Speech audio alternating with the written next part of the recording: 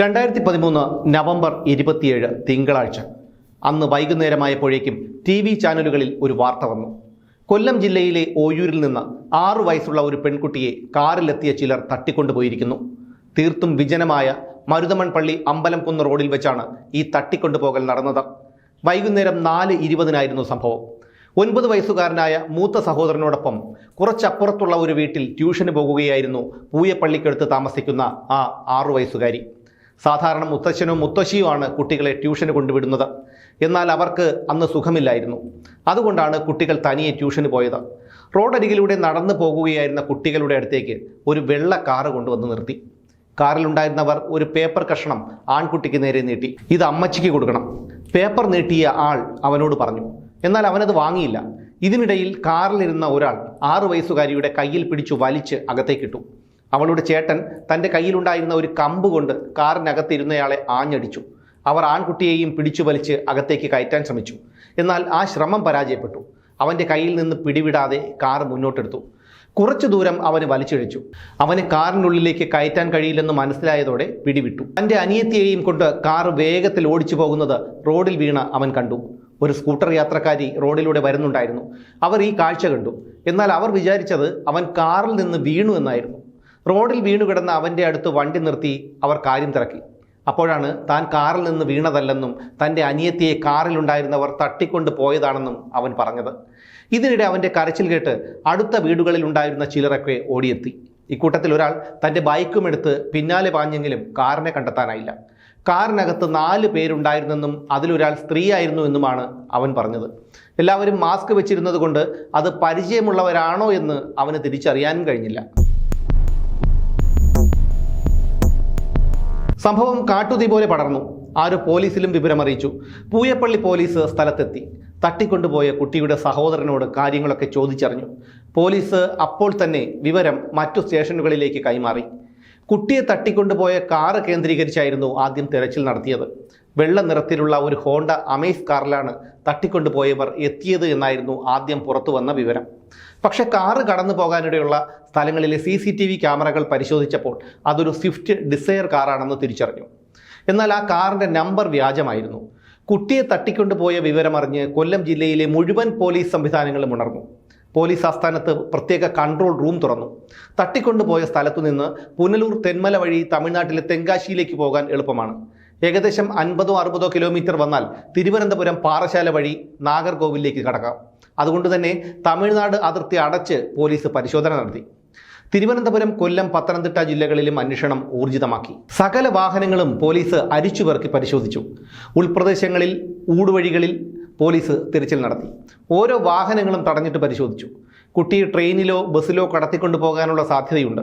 അതുകൊണ്ട് തന്നെ റെയിൽവേ സ്റ്റേഷനുകളും ബസ് സ്റ്റാൻഡുകളും എല്ലാം പോലീസ് തിരച്ചിൽ ഊർജിതമാക്കി. ഇതിനിടയിൽ കുട്ടിയുടെ ഫോട്ടോയടക്കം ചാനലുകളിൽ വാർത്ത വന്നു. കുട്ടിയെക്കുറിച്ചോ തട്ടിക്കൊണ്ടുപോയ വാഹനത്തെക്കുറിച്ചോ എന്തെങ്കിലും വിവരം കിട്ടുന്നവർ അക്കാര്യം തങ്ങളെ അറിയിക്കണമെന്ന് പോലീസ് അഭ്യർത്ഥിച്ചു. സമൂഹ മാധ്യമങ്ങളിലും വാർത്ത വ്യാപകമായി പ്രചരിച്ചു. മണിക്കൂറുകൾ കഴിഞ്ഞു. ആ കുട്ടിയുടെ വീട്ടിൽ എല്ലാവരും കരഞ്ഞു തളർന്നിരിപ്പാണ്. അപ്പോഴാണ് അവളുടെ അമ്മയുടെ ഫോണിലേക്ക് ഒരു കോൾ വന്നത്. വിളിച്ചത് ഒരു സ്ത്രീയായിരുന്നു. കുട്ടി ഞങ്ങളുടെ കൂടെയുണ്ട്, അവൾ സുരക്ഷിതയാണ്, പക്ഷേ അവളെ വിട്ടുകിട്ടണമെങ്കിൽ 5 ലക്ഷം രൂപ തരണം. ഇങ്ങനെയായിരുന്നു ഫോണിൻ്റെ മറുതലയ്ക്കിലുള്ള സ്ത്രീ പറഞ്ഞത്. കേരളം മുഴുവൻ ഉറ്റുനോക്കിക്കൊണ്ടിരുന്ന മിനിറ്റുകളും മണിക്കൂറുകളുമാണ് പിന്നീട് കടന്നുപോയത്. വീണ്ടും മണിക്കൂറുകൾ കഴിഞ്ഞു. ആ ഫോൺ കോൾ വീണ്ടും വന്നു. നേരത്തെ വിളിച്ച സ്ത്രീ തന്നെയാണ്. 10 ലക്ഷം രൂപ കൊടുക്കണമെന്നാണ് അവർ ഇത്തവണ ആവശ്യപ്പെട്ടത്. പിറ്റേന്ന് ചൊവ്വാഴ്ച. അന്ന് രാവിലെ കുട്ടിയെ തിരിച്ചു നൽകാനാണ് തങ്ങളുടെ ബോസ് പറഞ്ഞിരിക്കുന്നതെന്നും പോലീസിൽ അറിയിക്കരുതെന്നും ഇവർ പറഞ്ഞു. പണം തരാം, പക്ഷേ മോളെ ഇപ്പോൾ തന്നെ തിരിച്ചു തരൂ എന്ന് ചോദിച്ചപ്പോഴേക്കും ആ സ്ത്രീ ഫോൺ കട്ട് ചെയ്തു. ആ കുട്ടിക്കായി നാടൊന്നാകെ തിരച്ചിൽ നടത്തിക്കൊണ്ടിരിക്കുമ്പോഴാണ് മോചനദ്രവ്യം ആവശ്യപ്പെട്ടുകൊണ്ടുള്ള ഫോൺ വിളി എത്തിയത്. ഇതോടെ തട്ടിക്കൊണ്ടുപോയവരുടെ ലക്ഷ്യം പണമാണെന്ന് മനസ്സിലായി. പണം കൊടുത്താൽ കുട്ടിയെ വിട്ടുതരാമെന്ന് തട്ടിക്കൊണ്ടുപോയവർ പറഞ്ഞതോടെ കുറച്ച് സമാധാനമായി. പണം കൊടുത്താൽ കുട്ടിയെ വിട്ടുതരാമെന്ന ഫോൺ വിളി എത്തിയതോടെ സൈബർ പോലീസിൻ്റെ ഊഴമായി. വിളിച്ച ഫോൺ നമ്പറിൻ്റെ ഉടമ പാരിപ്പള്ളിക്കടുത്ത് കുളമടയിൽ കട നടത്തുന്ന ഗിരിജയാണെന്ന് മിനിറ്റുകൾക്കുള്ളിൽ പോലീസ് തിരിച്ചറിഞ്ഞു. കുറച്ചു നേരത്തിനുള്ളിൽ പോലീസ് ഗിരിജയുടെ കടയിലെത്തി. അവരോട് കാര്യങ്ങൾ ചോദിച്ചു. കടയിൽ സാധനം വാങ്ങാനായി ഒരു സ്ത്രീയും പുരുഷനും കൂടി വന്നു. അവരാണ് എൻ്റെ കയ്യിൽ നിന്ന് ഫോൺ വാങ്ങി ആരെയോ വിളിച്ചത്. ഇങ്ങനെയായിരുന്നു ഗിരിജ പറഞ്ഞത്. കടയിൽ വന്നവരെക്കുറിച്ച് ഗിരിജ പറഞ്ഞ വിവരങ്ങൾ വെച്ച് ഉടൻ തന്നെ പോലീസ് പ്രതികളുടെ രേഖാചിത്രം തയ്യാറാക്കി. ആ രാത്രി മുഴുവൻ പോലീസ് റോഡുകളും ബസ് സ്റ്റാൻഡുകളും റെയിൽവേ സ്റ്റേഷനുകളും അടക്കമുള്ള സകല ഇടങ്ങളും അരിച്ചുപെറുക്കി പരിശോധിച്ചു. ഉറക്കമൊഴിഞ്ഞ് നാട്ടുകാരും തിരച്ചിലിൽ പങ്കാളികളായി. ഓയൂരിലും പരിസരത്തുമുള്ള അടഞ്ഞുകിടക്കുന്ന വീടുകളിലും വിജനമായ പറമ്പുകളിലും പാറക്കോറികളിലുമൊക്കെ പോലീസും നാട്ടുകാരും തിരച്ചിൽ നടത്തി. തെക്കൻ കേരളത്തിലെ സകല റോഡുകളും പോലീസിന്റെ നിരീക്ഷണത്തിലായി. കാറ് കടന്നു പോകാനിടയുള്ള എല്ലായിടത്തെയും CCTV ക്യാമറകൾ പരിശോധിച്ചു. പേളമാനൂർ കല്ലുവാതുക്കൽ ഭാഗങ്ങളിലൂടെ കാറ് കടന്നു പോകുന്നതിന്റെ CCTV ദൃശ്യങ്ങൾ പോലീസിന് കിട്ടി.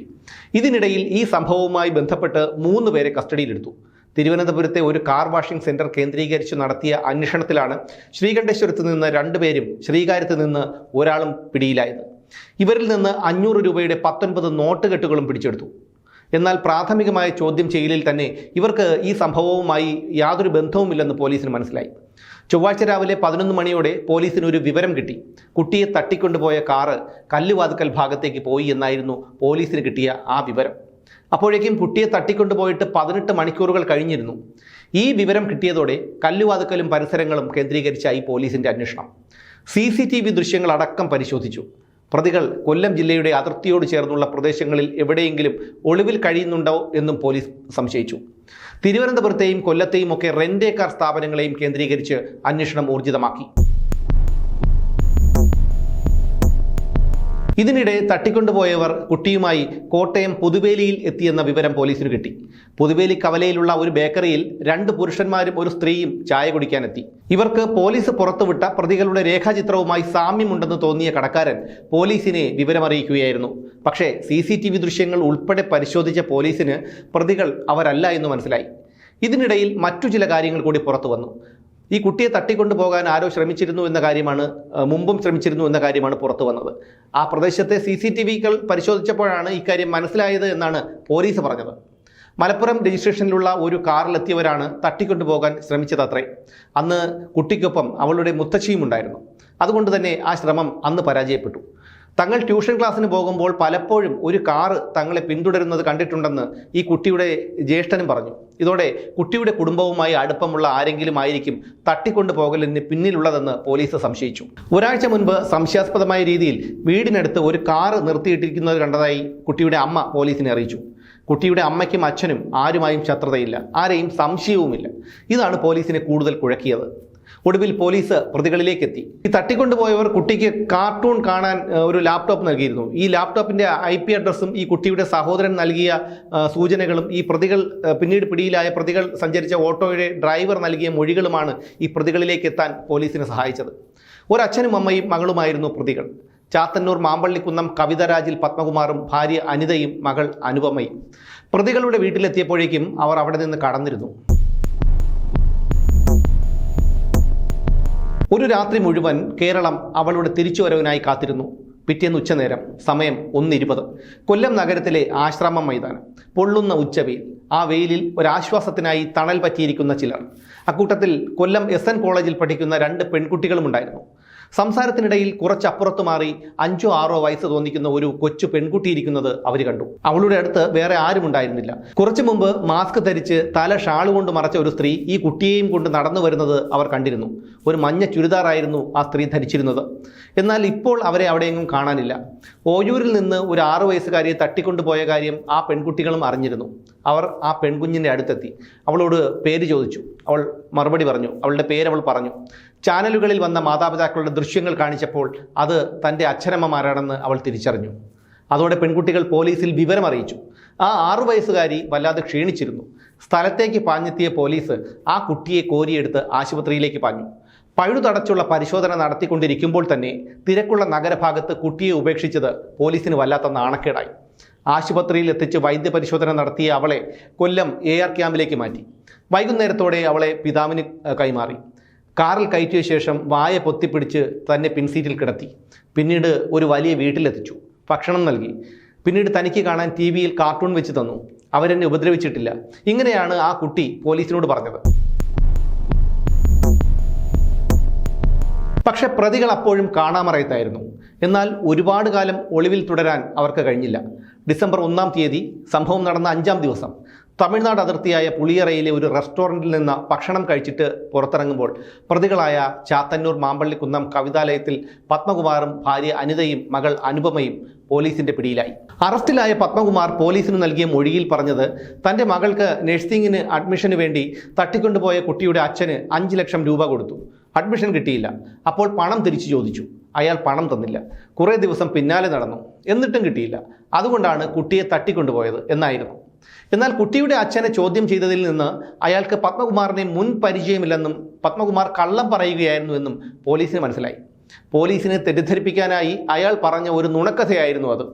താൻ മാത്രമാണ് ഇതെല്ലാം ചെയ്തതെന്നും തൻ്റെ ഭാര്യയും മകളും നിരപരാധികളാണെന്നും അയാൾ പോലീസിനോട് പറഞ്ഞു. സാമ്പത്തികമായി വളരെ ഉയർന്ന കുടുംബമാണ് പത്മകുമാറിൻ്റേത്. അയാൾക്ക് ഒരുപാട് ഭൂസ്വത്തുമുണ്ട്. അങ്ങനെയുള്ള ഒരാൾ വെറും 5 ലക്ഷം രൂപയ്ക്ക് വേണ്ടി ഇത്തരത്തിലുള്ള ഒരു കുറ്റകൃത്യം ചെയ്യില്ലെന്ന് ഉറപ്പായിരുന്നു.